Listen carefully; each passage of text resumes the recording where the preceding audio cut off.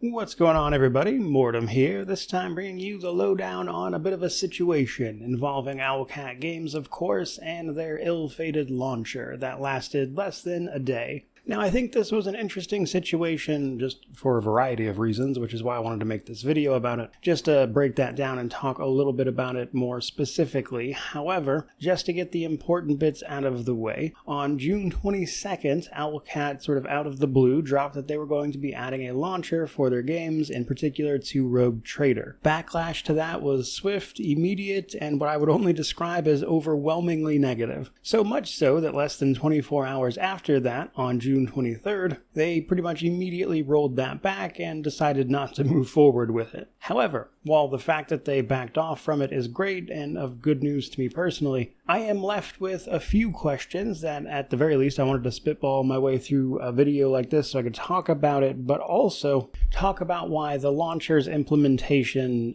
just even outside of the fact that launchers are annoying, wasn't great, it seemed like. So let's kick this off by just going through the launcher, what it was supposed to do, what it failed to do, things like that, and then we'll get into the rest. The launcher itself was a pretty standard launcher. It was intended to basically bring all of the news about Owlcat's games that they are developing or publishing to everybody in a centralized place, which is a goal I can understand the purpose of, but I think it didn't land for a few reasons. One of the main things they said they needed to do this for was in order to basically share all of their news, especially in a time where people are fighting for everyone's attention all the time. And as somebody who covers pretty much everything Owlcat does, I can certainly see where they were coming from there. However, they specifically mentioned that a large portion of Wrath of the Righteous players had never even heard of Rogue Trader, which I would be curious where exactly that information is coming from, what the exact numbers are, how much is a surprisingly large portion actually in terms of percentages, because I think at least here and the people who are inclined to watch a video like this probably aren't the target there.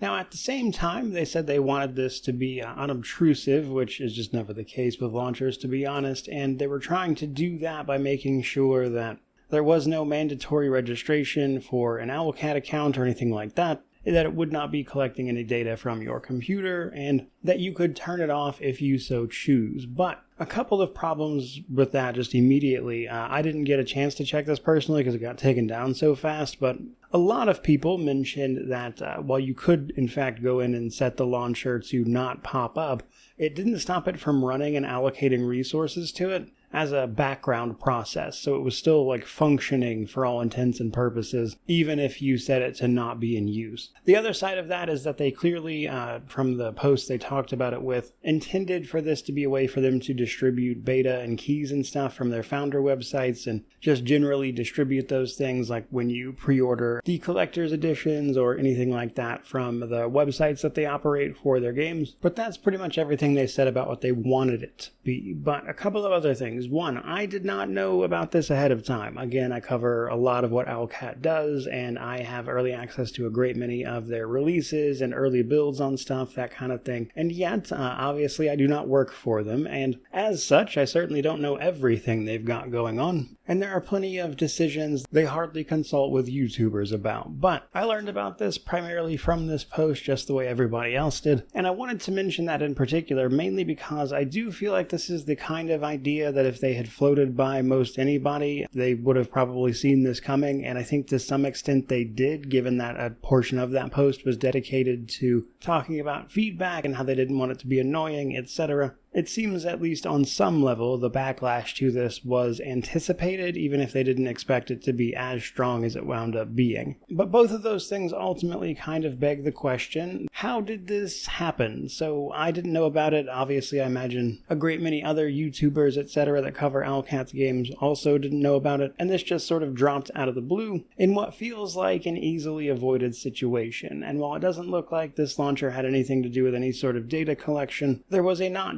similar situation with Wrath of the Righteous, where they implemented a sort of a telemetry program that downloaded with the game that would give them a bunch of data about how people were playing in an attempt to, of course, curate further development around where it could be most impactful. And yet, due to a variety of reasons. There were a lot of concerns from people that that bit of software might be gathering more information than it should, etc., etc., and so they ultimately wound up backing off from that and removing it, and just based on that, it feels like you probably could have seen this coming. That aside, however, it simply must be stated that there are a lot of popular games and developers, etc. out there that have launchers. Most notably, and the obvious one that's going to come up in the comments, I'm sure, is Baldur's Gate 3 that has a launcher. Which, to be fair, I'm also not a fan of, as I don't generally enjoy launchers being involved in games at all, because if anything, they tend to wind up being a point of failure, is my usual concern with them. So I play a lot of older games on the channel, as many people know, and as games age, I can certainly tell you that